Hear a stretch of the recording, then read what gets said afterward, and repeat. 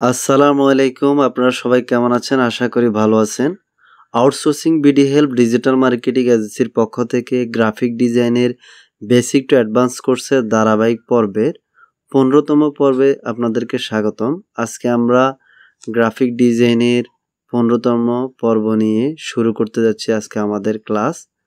তো আজকে আমরা যেই টুলসগুলো নিয়ে আলোচনা করব তার সাথে আমরা প্রথমে পরিচিত হয়ে নিই। 1 নাম্বার হচ্ছে আজকে আমরা আলোচনা করব ইরেজার টুল, ব্যাকগ্রাউন্ড ইরেজার টুল, ম্যাজিক ইরেজার টুল নিয়ে আলোচনা করব। তো এই 3টি টুলস গ্রাফিক ডিজাইনে অনেক বেশি গুরুত্বপূর্ণ আগের টুলসগুলোর মতো। তো আমরা আজকে এই 3টি টুলসের বিস্তারিত জানব। তো প্রথমে আমরা ইরেজার টুল নিয়ে কাজ করব, এরপরে স্টেপ বাই স্টেপ আমরা বাকি টুলসগুলো নিয়ে আলোচনা করব। তো আপনারা এখানে একটা ছবি দেখতে পাচ্ছেন, আমি এই ছবিটা আগে এখানে নিয়ে রাখছি। প্রথমে এখানে যে ছবিটা আছে এই ছবিটা আমরা এখানে একটা লেয়ার নিয়ে নিব। তো প্লাস বাটনে আমরা মাউসের লেফট বাটন দ্বারা ক্লিক করলাম, দেখেন এখানে একটা লেয়ার চলে আসলো। এখন এই লেয়ারটার উপরে আমরা ব্রাশ টুল দিয়ে এখানে মাউসের রাইট বাটন ক্লিক করে আবারও মাউসের লেফট বাটন দ্বারা এই ব্রাশ টুলটাকে সিলেক্ট করলাম। তো এখানে এই ব্রাশ টুলটার কালার হবে ফোরগ্রাউন্ড কালার, যে উপরে যে কালারটা আসে এটা। তো আমরা এখান থেকে এই কালারটা দিয়ে আমরা এখানে ড্রয়িং করব। মাউসের লেফট বাটন দ্বারা আমরা এখানে কি করলাম, একটু এঁকে দিলাম। এখন এই যে স্পটটা এখানে আসলো, অর্থাৎ এখানে যে একটা ছবির উপরে কিছু লেখা আঁকাঝুঁকা হয়ে গেল। এখন আমরা এটাকে মুছে ফেলবো। কিভাবে মুছবো? এই মোছার জন্য আমাদের দরকার কি, ইরেজার টুল। তো ইরেজার টুলটা কোথায় আছে? এখানে দেখেন মাউসের রাইট বাটন দ্বারা এখানে ক্লিক করব। এই যে ইরেজার টুলটা মাউসের লেফট বাটন দ্বারা নিব। নেওয়ার পরে এই যে সার্কেলটা দেখেন, আমি এখন এটাকে মাউসের লেফট বাটন দ্বারা এভাবে টেনে দিলে দেখা গেছে আমাদের এই যে স্পটগুলো কিন্তু মুছে যাচ্ছে। তাহলে আমরা এভাবে কি করতে পারি, ইরেজার টুল দিয়ে কিন্তু এভাবে আমরা স্পটগুলোকে মুছে দিতে পারি। এভাবে আপনি মাউসের লেফট বাটন দ্বারা এভাবে ব্রাশ করলে এখানে যে স্পটগুলো আছে এগুলো সব মুছে যাবে। এই যে আমরা সব মুছে ফেললাম। তাহলে আমরা আশা করি সবাই বুঝতে পারলাম এখানে আমরা কিভাবে ইরেজার টুলটা দিয়ে এগুলাকে স্পটগুলোকে মুছে ফেলবো। তো এখন আরো চমৎকার যে 2টি টুলস আছে এগুলোর মধ্যে চমৎকার কিছু কাজ আছে। তো প্রথমত আমরা ইরেজার টুলটা দেখালাম, এখন আমি আপনাদেরকে ম্যাজিক ইরেজার টুলটা দেখাবো, তারপর সর্বশেষ দেখাবো ব্যাকগ্রাউন্ড ইরেজার টুল। তো ম্যাজিক ইরেজার টুলটার কাজটা কি আপনারা এটা আমি দেখাই। প্রথমে আমরা মাউসের লেফট বাটন দ্বারা এটাকে সিলেক্ট করলাম, ওকে। দেখেন আমার মাউসের পয়েন্টারটা চেঞ্জ হয়ে গেল। তো এখন এটার মধ্যে আমরা এই যে ছবিটা এটার উপরে মাউসের লেফট বাটন দ্বারা এখানে নিয়ে আসলাম। এই লেয়ারে আমরা এই যে এই বারটা রাখলাম। রাখার পরে এখানে দেখেন মাউসের লেফট বাটন দ্বারা আমি এখানে প্রেস করব। দেখেন আমার এখানে কিন্তু ম্যাজিক অর্থাৎ জাদুর মতো করে এখানে যে এক কালারের ব্যাকগ্রাউন্ড, এক কালারের যে কালারটা ছিল ওটা চলে গেছে। এখানে সামান্য একটু রয়েছে, অসুবিধা নাই। আমি এখানে মাউসের লেফট বাটন দ্বারা আবার ক্লিক করলে এটা চলে যাবে। এখন আমরা কি করতে পারি, এইভাবে করে ম্যাজিকের মাধ্যমে ম্যাজিক ইরেজার টুল দিয়ে আমরা যে কোনো একটা ব্যাকগ্রাউন্ড চেঞ্জ করতে পারি, অথবা একটা ছবির আমরা কিছু অংশটাকে এভাবে মুছে দিতে পারি। এখন আমরা আরেকটা কাজ করব, যেমন এখানে একটা লেয়ার আমরা এর আগে নিয়ে নিছি, এই লেয়ারটার উপরে আমরা একটা কালার দিব।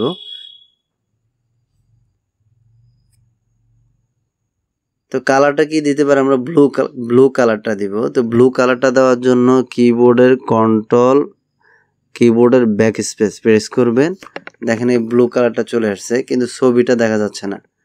ওকে, এই যে এখানে যে লেয়ারটা আছে মাউসের লেফট বাটন দ্বারা ধরে আমরা যখন এটা নিচে দিয়ে দিব, দেখেন এখানে ম্যাজিকের মতো করে কিন্তু আমাদের এই যে ব্লু কালারটা, স্কাই কালারটা চলে আসছে। এখানে কিন্তু এই কালারটা পরিবর্তন হয়ে গেছে। এখন আপনি যদি চান যে আমি এখানে 2টা কালার আছে, ফোরগ্রাউন্ড কালার উপরে কালার আছে আর ব্যাকগ্রাউন্ড কালার আছে, আমি উপরের কালারটা স্কাই কালার করব, তাহলে কি করতে পারেন, কিবোর্ডের আমি আবারও দেখাই, কিবোর্ডের অল্টার ব্যাক স্পেস, দেখেন এখানে কিন্তু আমাদের ফোরগ্রাউন্ড কালারটা এখন স্কাই কালার হয়ে গেছে। তা আপনি চাইলে এভাবে করে ইরেজার টুল দিয়ে এভাবে কাজ করে এটাকে পরিবর্তন করতে পারবেন। তো আমি আবারও এটাকে ডিলিট করে দিব। এখন আপনি এটা চাইলে সেভ করতে পারবেন। তো আমি আবারও এই লেয়ারটাকে মাউসের লেফট বাটন দ্বারা টেনে ডিলিট বাটনে রাখবো। ডিলিট হয়ে গেছে। এখন আমি কন্ট্রোল জেড আগের অবস্থানে ফিরে যাব। এই যে আমাদের একবার আগের যে প্রথম যে ছবিটা এটাতে আসলাম। আপনি যতবার কন্ট্রোল জেড দিবেন পিছনে যাবে, অর্থাৎ আগের যে ছবি ওখানে যাবে। আচ্ছা, এখন আশা করি আপনারা দুইটা টুলসের সম্পর্কে ধারণা পেলেন। প্রথম টুলসটা হচ্ছে ইরেজার টুল, দ্বিতীয়টা হচ্ছে ম্যাজিক ইরেজার টুল। এখন আমরা ব্যাকগ্রাউন্ড ইরেজার টুলসটা দিয়ে কাজ করব। তো সেটার জন্য আমরা কি করব, প্রথমে মাউসের লেফট বাটন দ্বারা এটাকে সিলেক্ট করব। সিলেক্ট করার পরে দেখেন এখানে কিছু টুলস আছে, ড্রপার আছে। যেমন প্রথমটা হলো স্যাম্পলিং কন্টিনিউয়াস, দ্বিতীয়টা হচ্ছে আপনার স্যাম্পলিং ওয়ান্স, আর তৃতীয়টা হচ্ছে স্যাম্পলিং ব্যাকগ্রাউন্ড সোয়াচ। তো বিশেষ করে এই দুইটা টুলসের কাজে হয়। তো আমি প্রথম টুলসটা দেখাচ্ছি। যেমন এখন এখানে সিলেক্ট করা আছে, ঠিক আছে। এখন এখানে সিলেক্ট করা থাকা অবস্থায় আমি আবার দেখাই, এখানে দুইটা বার আছে, এটার মধ্যে আমাদের ছবিটা আছে। আমরা এখানে সিলেক্ট করে মাউসের লেফট বাটন দ্বারা রাখলাম। এখন এখানে ড্রপারটার মধ্যে রাখা অবস্থায়, স্যাম্পলিং কন্টিনিউয়াস রাখা অবস্থায় আমরা কি করতে পারি, এই যে মাউসের পয়েন্টারটা আবার ভালো করে লক্ষ্য করেন, বৃত্তর মাঝখানে কিন্তু একটা প্লাস আছে, ভালো করে লক্ষ্য করেন। ওকে, এখন আমরা এখান থেকে মাউসের লেফট বাটনে ক্লিক করে যদি আমরা এটাকে এভাবে ব্রাশ করি, দেখেন আমার ছবিটা কিন্তু ইরেজ হয়ে গেল, মুছে গেল। আমরা মুছে দিতে পারি এভাবে ছবিটা। তো মুছে দেওয়ার পরে এখানে ট্রান্সপারেন্ট ব্যাকগ্রাউন্ডটা চলে আসলো, কন্ট্রোল জেড। এখন আপনি যদি এখানে লকার করেন, এখানে লক দেন, যেমন আমি লকারে ক্লিক করলাম, লক দিলাম, আবার এখানে রাখলাম। এখন কিন্তু আমি এখানে ব্রাশ করতেছি কিন্তু এটা মুছে যাচ্ছে না। আমি আবার লকারটা উঠিয়ে দিলাম, তাও ব্রাশ করতেছি, মুছতেছে না। কেন মুছতেছে না? কারণ হচ্ছে আমার ছবিটা মূলত এই লেয়ারে, তাহলে আমি এই লেয়ারে যখন ব্রাশ করব তখন এটা মুছে যাবে। ঠিক আছে, আশা করি এই বিষয়টা বুঝতে পারছেন। এখন এখানে আরো কিছু কাজ আছে, যেমন আমি এখানে মাউসের লেফট বাটন দ্বারা ধরে যদি এদিকে টান দেই তাহলে মুছে যায়, কন্ট্রোল জেড, এই ড্রপারে থাকা অবস্থায়। আর আমরা যদি এটাকে এই ড্রপারে রাখি, স্যাম্পলিং ওয়ান্স, মাউসের লেফট বাটন দ্বারা, এই যে আমি এখান থেকে মাউসের লেফট বাটন দ্বারা টেনে ধরে নিচের দিকে নামাবো, দেখেন আমার কিন্তু পুরোটা মোছা যাচ্ছে না, এই যে নিচে আসছে তাও মোছা যাচ্ছে না, শুধুমাত্র এই যে এক কালার, মানে যেখানে আমি ক্লিক করছি ওইখান থেকে কিন্তু আমার ব্যাকগ্রাউন্ডটা মোছা যাচ্ছে। তো এটা হচ্ছে সুবিধা। যেমন এখন আমি চাইলে কিন্তু এখানে একটা স্কাই কালার দিতে পারি। আমি আবার কন্ট্রোল জেড করতেছি, আগের অবস্থায় ফিরে আনতেছি।